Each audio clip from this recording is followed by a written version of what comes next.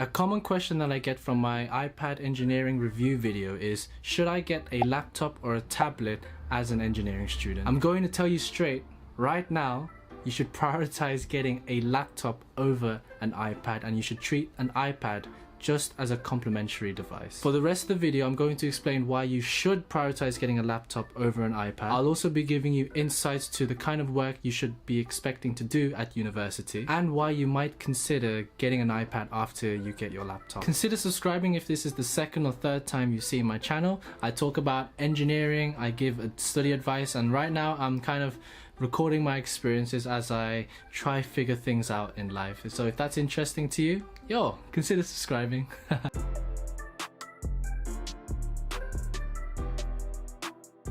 There are two main reasons why you should prioritize getting a laptop over an iPad. The first one is by far the biggest reason. As engineers, we need specialist software for coding and for CAD. I studied mechatronics and robotics, and I did a lot of programming in C, Arduino programming. I did a bit of C++.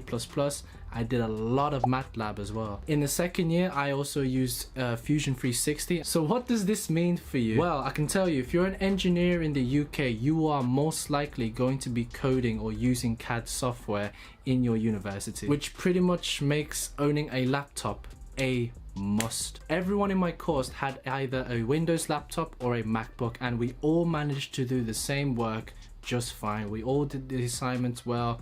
And yeah, so just pretty much go with what you prefer. The next biggest reason is group work. I cannot stress to you the amount of group work you've got to do and you will do in university. I'm telling you, you're gonna be doing so many cool projects. Oh, in my opinion, cool anyway. And you'll be having a fun time with your course mates. As I said, you'll be coding a lot in university, but in addition to that, you'll be doing a lot of writing. Everyone in my course had to write technical and individual reports. We also had to do software documentation, which include client requirements, hardware and software designs, our test plan, what we did for testing, our final report. We also had to respond to feedback. You also got to do presentations. You'll be presenting your product or your projects or your assignments in front of your lecturers.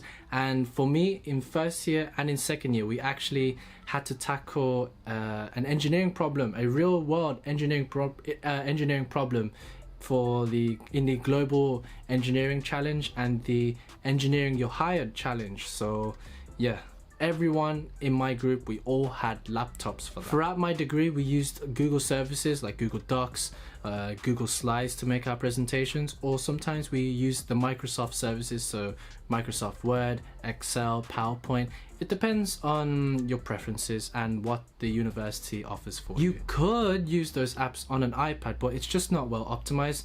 On the iPad, I've tried, you have to do more clicking, there's more pop-ups, and it's just not efficient, and it's just kind of a headache, not gonna lie. Whereas on a laptop, it just takes a few clicks, and it's so easy to edit documents, and you can see who's online, and it's just a lot better on the laptop. So in machine learning terms, having specialized software for coding and for CAD work and also group work make up the bulk of the reason why you should be getting a laptop over an iPad as an engineering student. Now I want to talk about the iPad. I actually spent a lot of time on my iPad throughout the second semester when I bought my iPad, and throughout the third year, because during those times, that's when the work was a lot more theoretical, which means I had to absorb a lot more lecture content. I had to do more tutorial sheets, and I use the iPad as a note-taking device, and overall it just helps me with my memory retention and maximizes my learning. You can think of an iPad as a poker pad literally on steroids, and that's pretty much it. Now for some important considerations. You need to remember, at the end of the day, an iPad is just a tablet. To an extent, an iPad could replace a laptop, but for us engineering students, that just ain't the case. I recommend getting an iPad once you first bought your laptop, as I said in the beginning of the video. However, don't get it twisted to think that you need an iPad for university, because you absolutely do not. I'm aware that there are loads of videos on YouTube where people are sharing their positive experiences of the iPad, but I also know many people from my degree, yeah, my cohort, who don't have iPads, yeah, and who performed much better than me in the exams and were able to encapsulate the concepts much better. Like, all because you have a tool, the iPad, doesn't mean you've solved all your student problems. It kind of either amplifies your current study habits. So if you're procrastinating, yeah, the iPad will make you a better procrastinator. If you are productive, if you're all this and that, yeah, you'll become a better productive person. It can go either way, and it's up to you, the person, to make the most out of the tool. So in conclusion, us engineers, right, we need a device that can handle the complexity of the work we are doing, such as coding and for group assignments, while simultaneously that device is able to do those things as efficiently as possible. And in the case for us engineering students, we either need that powerful PC or that laptop in order to do those intensive tasks, and an iPad, like I said, it's just a complementary device to enhance our note-taking experience. So little life update, yeah. I think in a previous video I said that I have a list of things that I think I want to do, and I think I've come to the conclusion that I might spend this year as a sort of productive gap year.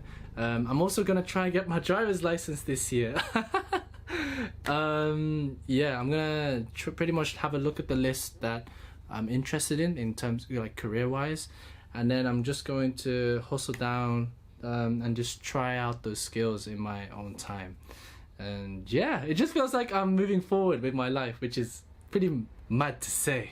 But honestly, it is huge help to the people that I've been speaking to the past week and the past month, actually. I hope you're also able to make progress throughout the weeks, and you know, let's move forward together. Ooh, I'm excited.